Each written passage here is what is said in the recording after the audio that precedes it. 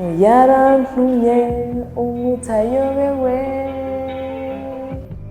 yarantumye ngo ndababwire umwaka mwiza kuri mwese swat acarantuma ngo ndababwire yuko muri 2022 atuza kumva ngaha muri Imbere magazine none nguyu twamuzanye.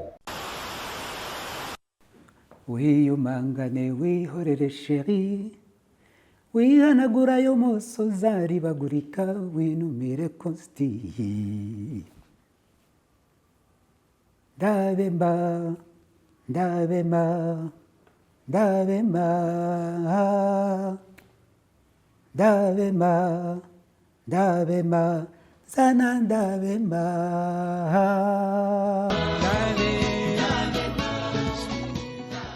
Je nitwa Antoine Marie Rugerinyange, mugabo nzwi cyane ku kazina nkoresha mu kuririmba Africanova, niryo zina benshi bazi. Mugabo amazina y'ababyeyi ni Antoine Marie Rugerinyange.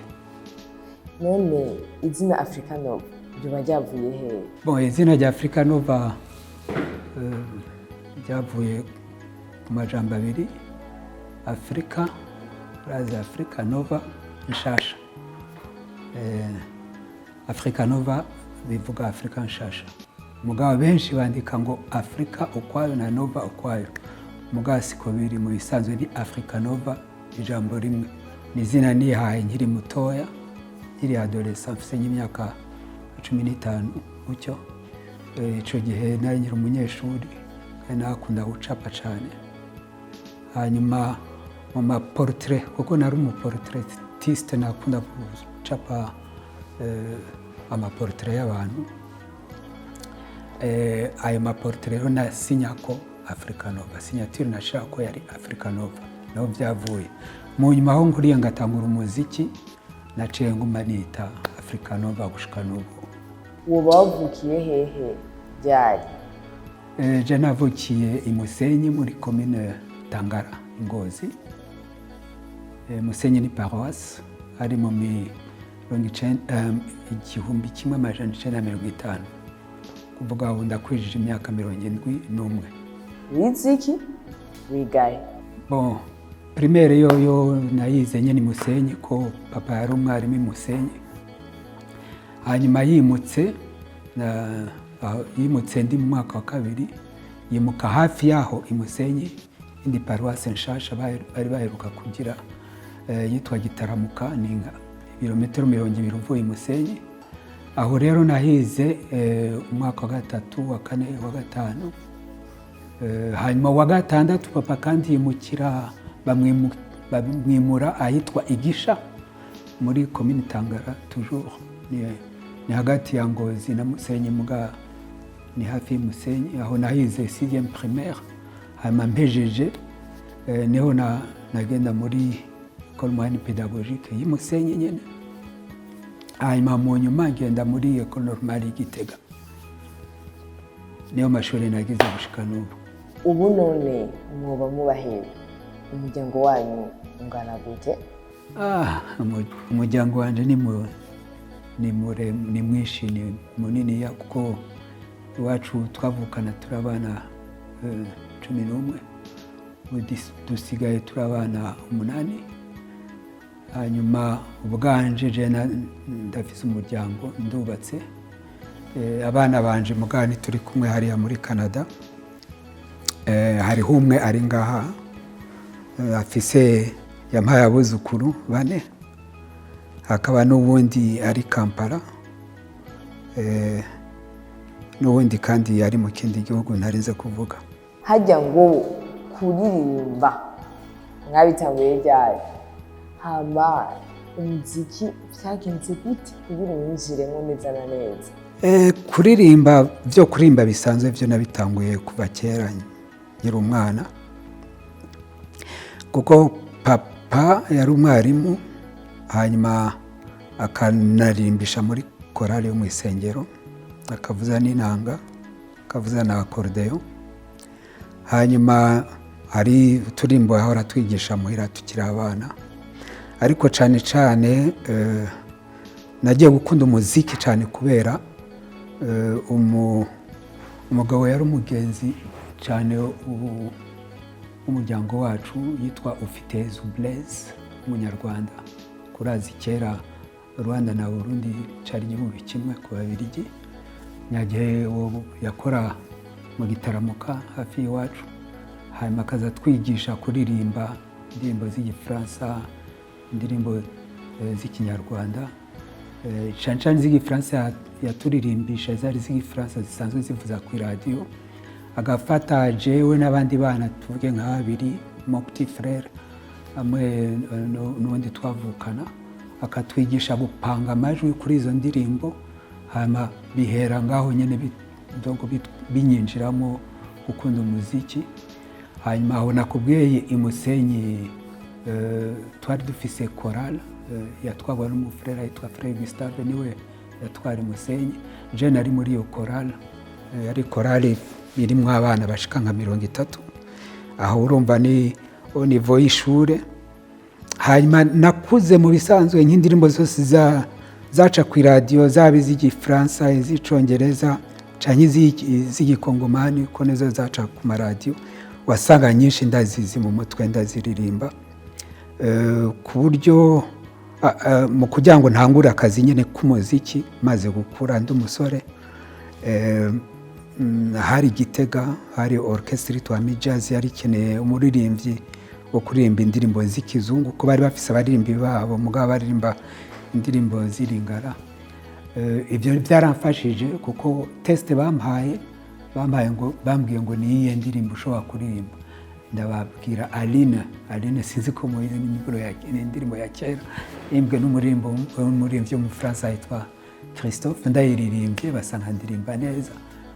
Aho niho byatanguriye, naciye mba musicien nyene professionnel, ni ku gace k'abakazi kanje gushika muri ibi. Niyahe ndirimbo ya mbere muba mwatanguye gusohora? Hoho byaba byaraboroheye cyangwa byari bigoye? Indirimbo natanguye gusohora, bon, indirimbo yitwa kwari gwanje composition, ntigeze na registra, itigeze nayirimbiye Igitega. Ni indirimbo y'Ilingara yitwa TTMC 007. Donc c'était une fille twakundana, bimwe nyene by'abadolescents by'abana, yitwa Marie Casilde. Hanyuma twari twamuhaye surnom TTMC 007. Niyo ndirimbo ya mbere na compoje kandi naririmbye yitwa kwari gwanje. Iyo nayiririmbiye Igitega muri ya jazz taranagenda muri East Africa. Ntabwo yigeze iba enregistré, muganda cayibuka yose nige no shaka ya enregistra no ya registre niyo. Orchestre Amabano muducira ku mayange Ivyayo behoho hajya yazimanganya bigenze gute? Ibya orchestre Amabano ni birebire. Nshatse kubwira ibya orchestre Amabano bya birebire muga nishuye kibazo mbajije. Orchestre Amabano ni orchestre yakorewe i Nairobi mu 77. Yatanguye ari orchestre twahura tugira indirimbo tuca tugenda muri studio kuza registra. Umwe wese yaba akora muri orchestre yiwe, ariko jewe na David, kuko David niwe fondateur wa orchestre Amabano, Nikisa David, hamwe n'uwundi yitwa Augustin Ogiga, arabo bamuzi ari ngaha. Ni twebwe twayitanguye, niko kanwayo kambere kayigize. Hanyuma hageze kubera indirimbo rero twagenda dusohora, David hari indirimbo yasohoye arungika amadiske ngaha. Ayo madiske agira succès cyane, zimwe zatamba mayaya, za je te retrouverai là-bas, zigize donc zikunzwe cyane ngaha. Niho baca bagira bati reka tubatumire baze kuvugiriza ngaha mu Burundi, tumara indwi zibiri muce, ati mu mara indwi zibiri muce mwisubirira aho mwari muri Nairobi.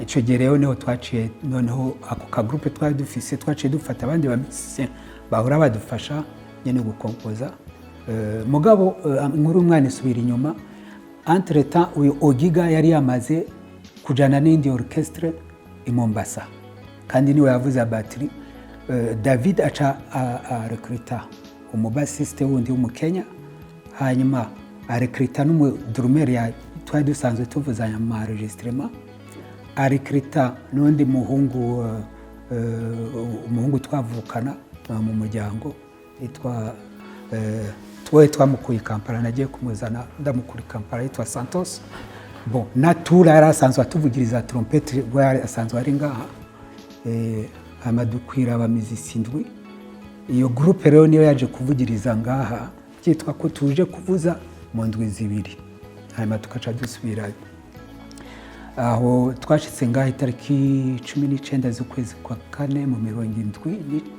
1978 hanyuma haciye indwi zibiri tugira repetition twaciye tugira concert ku college mugabo duheje kugira iyo concert niho baca batubwira bati mushatse turashobora kubagurira instrument hanyuma muce muba abamizisien bo ku radio hanyuma turavyemera uko niko orchestre Amabano yatanguye kuko twebwe yari orchestre ya radio mu nyuma rero kuntu kuri ico kibazo warumbajije ati orchestre Amabano yapfuye gute mu bisanzwe orchestre Amabano yagize ingorane kuko déjà le fondateur yari Nikiza David yaravuyeyo agiye ko niwe yari chanteur compositeur principal ni nawe yari tête d'affiche bon ico gihe kuko mu bari basigaye nije nari nsigaye ndi chanteur compositeur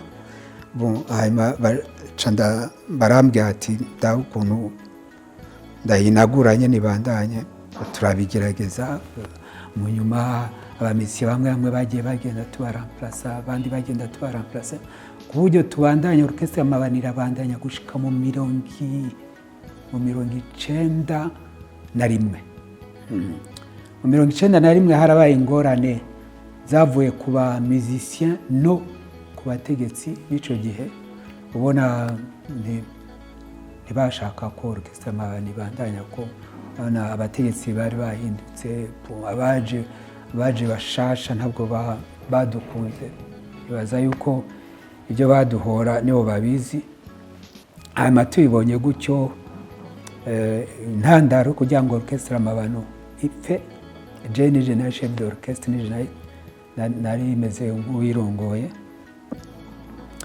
hari umushefu wanje hajya ku radio yampaye mise à pied maze imyaka hafi 13 nkora ku radio ata mise à pied nigeze ndonka kandi une mise à pied injustifiée yaciye ndamubwira urumva urampaye mise à pied ya 2 semaines ndagiye muhira mugasi nzogaruka kandi ko byagenze naragiye muhira ndaguma ngaho baguma bambwira ngo nze ndankakuza guma bampemba bashaka ko byari bisanzwe ndanka ministre aravuga ati Africanova natagaruka orchestre Amabano ndayihagarika sinagarutse kuko ntabona ko bitanguye nabi cyane hanyuma hageze muri 31 décembre 91 niho ministre yamaze gusohora ikitavuga yuko a partir du 31 décembre 91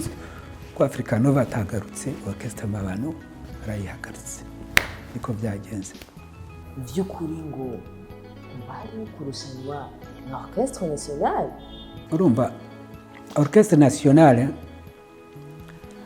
ni orchestre twasanze ngaha hajya orchestre nationale yakozwe na Bangabo Leonce n'ujya Monseigneur bajya ba Monseigneur Justin bacanjo kuko ituza twasanze muga ico gihe cyo ntuze ya Ngabo Leonce yari yamaze kugenda muri Algerie kwiga abayitwara ari Monseigneur Justin son adjoint yari canjo Amisi hakaba n'undi mu adjoint yitwa Kirundo Gerard donc yari orchestre ikomeye cyane kuko n'igihe twabiye Nairobi tukagira premier concert twebwe nta ma-instrument twari dufise nibo badutije ama-instrument yari orchestre ikomeye kandi ya ministère donc c'était des fonctionnaires de l'État kandi urabona yatwagwa n'abantu bize bazi umuziki bazi vyose twebwe rero ntabwo twigeze tuja en concurrence comme tel na Amabano na national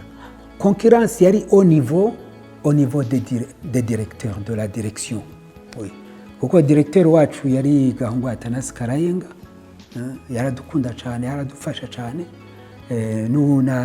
na directeur Namike Ivya Antoine yatwara deuxième chaîne bajya nibo barabankadrere bacu muri orchestre national yatwagwa na ministère de la culture bari bafise un directeur wabo yitwa Ndorere bakagira na un directeur général ndamwibagiye izina muganda mubona comme ça bon urabona c'était deux ministères qui étaient un peu tuvuge concurrents donc bobo abo ba chef nibo donc basanga bari ma concurrence y'ubutegetsi y'ubuchef muga twebwe c'était différent parce qu'il faut savoir une chose twebwe notre tête d'affiche et le chef d'orchestre tukizari Nikiza David kubatabizi rero Nikiza David avukana mu miryango na Monseigneur Justin ni watwara orchestre national urabona muri orchestre national hari aba musiciens twari dusanzwe tuzi babagenzi nka kujya kwa Budi ni wavuza nuze yavuza gitara hariya muri orchestre national kuburyo twebwe entre nous nta ngorane nimwe twari dufitaniye bo baragenda muri repetition yabo tukagenda muri repetition yacu mugabo duhejeje ugasanga duhuriye ahantu turiko turasangira nta cuka na kimwe kibi cigeze kiba entre orchestre national na orchestre Amabano mugabo abantu kuko usanga chaque groupe ifitiye abafana ntibo wasanga peut-être entre bafise problème mais twe twarabagenzi kuko n'igihe avant yuko tuza ngaha tukiri Nairobi déjà twari en contact nabo nibo batubwira ukuntu niwe yifashe ko twari tumaze imyaka myinshi turi hanze batubwira ukuntu ino yifashe batubwira nabo nyene ko bifuza ko tuza n'igihe twaza ngaha abatwakiriye kuri aéroport ni Monseigneur Justin na Chanjo Hamisi les deux urumva donc on était toujours en bon terme.